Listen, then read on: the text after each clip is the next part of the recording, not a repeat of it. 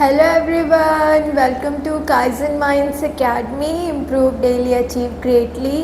Previous class में हमने basic accounting terms को और आगे पढ़ा था, राइट, जिसमें लास्ट टॉपिक था डिस्काउंट।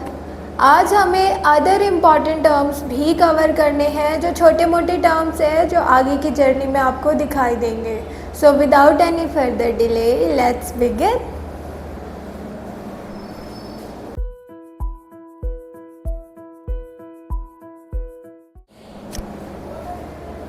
ओके स्टूडेंट्स, तो आज हमें ये कुछ 12 टर्म्स हैं जो हमें अच्छे से समझने हैं। हम स्टार्ट करते हैं बैड डेट से, ठीक है। तो what is a bad debt?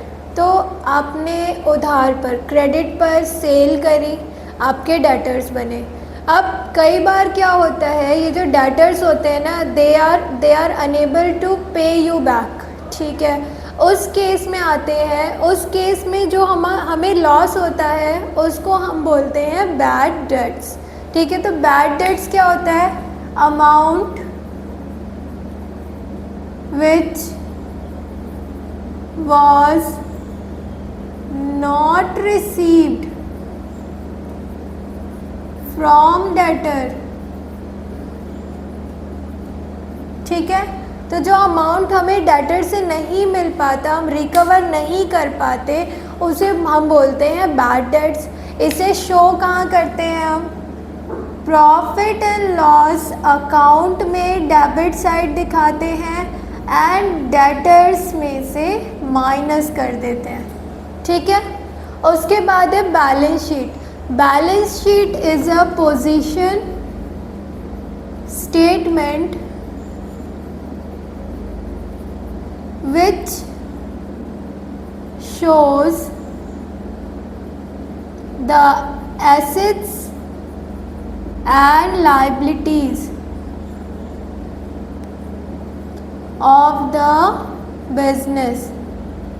Business की कितने एसेट्स है, कितनी लाइबिलिटीज़ है, वो जो स्टेटमेंट दिखाती है उसे हम बोलते हैं बैलेंस शीट। इसे हम पोजीशन स्टेटमेंट भी बोलते हैं, क्योंकि हमारे बिज़नेस की वर्थ, हमारा बिज़नेस कहाँ स्टैंड करता है, कितना प्रॉपर्टी है हमारे बिज़नेस के पास, वो सब हमें बैलेंस शीट बताती है, ठीक है। उसके बाद बुक वैल्यू। बुक वैल्यू क्या है? The amount of transaction written in books of accounts, ठीक है। आपके जर्नल लेजर में जो ट्रांजैक्शन का अमाउंट लिखा है, for example purchase of furniture worth ₹20,000, तो ये जो 20,000 रुपीज़ है ये आपकी बुक वैल्यू हो गई, जो कि डिफरेंट होती है मार्केट वैल्यू से।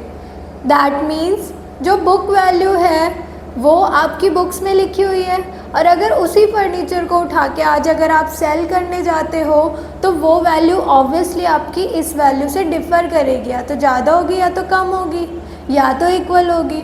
तो मार्केट वैल्यू अलग चीज़ है, और हम जो ट्रांजैक्शंस है उनको बुक वैल्यू पे रिकॉर्ड करते हैं, असेट्स को हिस्टोरिकल कॉस्ट पे रिकॉर्ड करते हैं, ठीक है। बुक्स ऑफ अकाउंट्स आपकी जर्नल एंड लेजर, इन्हें बुक्स ऑफ अकाउंट बोलते हैं। जर्नल को प्रिंसिपल बुक बोलते हैं, बुक्स ऑफ ओरिजिनल एंट्री बोलते हैं, ठीक है। आप ये सब याद रखोगे। क्रेडिट एंड डेबिट, ठीक है। तो आपका ना जो लेजर होती है वो टी शेप अकाउंट होते हैं, ठीक है। लेजर में हम क्या करते हैं, जो अकाउंट्स बनाते हैं वो टी शेप अकाउंट बनाते हैं। तो जो लेफ़्ट साइड होता है उसे डेबिट बोलते हैं, राइट साइड को क्रेडिट, ठीक है। तो credit is the right side of account, ठीक है। अकाउंट का राइट साइड क्रेडिट होता है and left side of account is debit, ठीक है। उसके बाद है depreciation. Depreciation is fall in the value of an asset due to wear and tear, obsolescence and efflux of time. ठीक है। फॉर एग्ज़ाम्पल अगर आपके पास एक सेल फ़ोन है तो जिस दिन आप उसे लेकर आओगे बहुत शाइनी नया नया सा रहता है, बट अगर आप उसको 3 इयर्स 4 इयर्स 5 इयर्स यूज़ कर लेते हो तो क्या वो एज़ इट इज़ वैसा ही दिखेगा जैसा वो इनिशियली आप लाए थे तब था? नहीं। क्या हो रहा है, वो यूज़ करने की वजह से अपनी वैल्यू खो रहा है। ठीक है। अब आपने जब उसे ख़रीदा होगा 20,000 का सपोज़ ख़रीदा होगा, तो आज की डेट में 5 साल बाद जब आप उसको सेल करने जाओगे तो उसकी वैल्यू कम हो जाएगी। ठीक है। ऐसा तो नहीं है ना पूरे 20,000 मिलेंगे, मे बी आपको 5,000 3,000 रुपीज़ मिले। क्यों? क्योंकि आपने उसको यूज़ किया है। ठीक है। टाइम के साथ वो डिग्रेड हुआ है, ऑब्सोलीट हो गया है। क्या पता जो मॉडल जो टेक्नोलॉजी आपके फ़ोन में थी वो आज के टाइम में ऑब्सोलीट हो गई हो। ठीक है। उससे बेटर टेक्नोलॉजी आ गई हो तो वैसे ही आपके फ़ोन की कोई डिमांड नहीं रहेगी। तो ये जो systematic fall in the value होता है इसी को हम डेप्रिसिएशन बोलते हैं, जो हम एसेट्स के साथ फिक्स एसेट्स के साथ करते हैं। अगर हमने 1 लाख का एसेट लिया है तो हर साल उसका थोड़ा थोड़ा अमाउंट हम माइनस करते रहेंगे, दैट इज़ डेप्रिसिएशन। ये भी प्रॉफिट एंड लॉस अकाउंट के डेबिट में दिखाई देता है। ठीक है। उसके बाद है आपका एंट्री। एंट्री क्या है? ट्रांजैक्शन व्हेन रिकॉर्डेड और posted in books it becomes entry. ठीक है। जो ट्रांजैक्शन हम बुक में रिकॉर्ड करते हैं ना, जर्नल और लेजर में रिकॉर्ड और पोस्ट करते हैं तो उसे हम एंट्री बोलते हैं। ठीक है। उसके बाद insolvent and solvent. Insolvent unable to pay debts, solvent able to pay debts. ठीक है। ऐसे समझो कि एक पर्सन था मिस्टर ए। मिस्टर ए ने बैंक से लोन लिया था, बैंक लोन लिया था 5 लाख रुपीज़ का।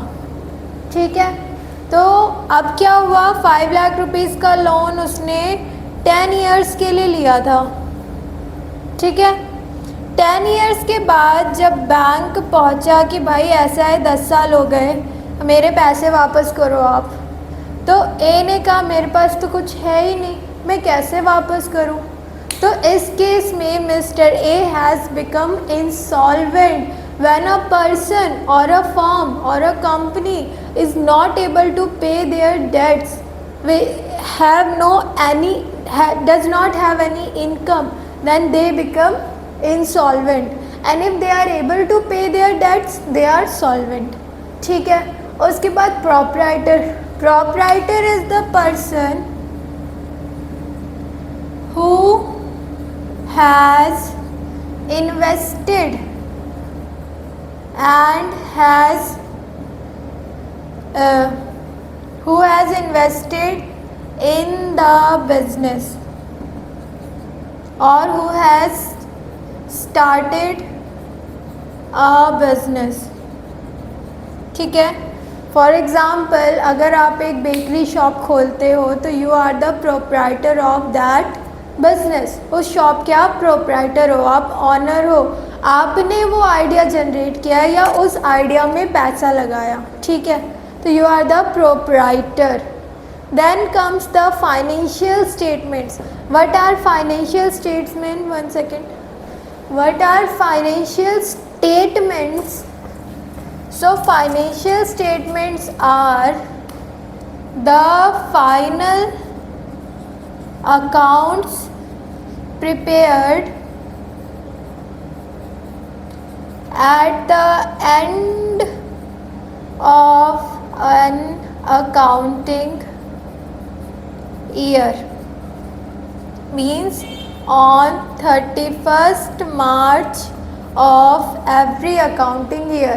तो अकाउंटिंग ईयर के एंड में जो हम एक समराइज्ड स्टेटमेंट्स बनाते हैं जिससे हम प्रॉफिट एंड लॉस निकालते हैं, हमें कितना हुआ है, या हम अपनी फाइनेंशियल पोजीशन जानने की कोशिश करते हैं, वो होती है हमारी बेटा जी फाइनेंशियल स्टेटमेंट्स। तो इसमें आता क्या क्या है? तो फाइनेंशियल स्टेटमेंट में आता है आपका trading and profit and loss account. दूसरा आता है आपका बैलेंस शीट। इसके अलावा आता है आपका कैश फ्लो स्टेटमेंट और आता है आपका नोट्स टू अकाउंट।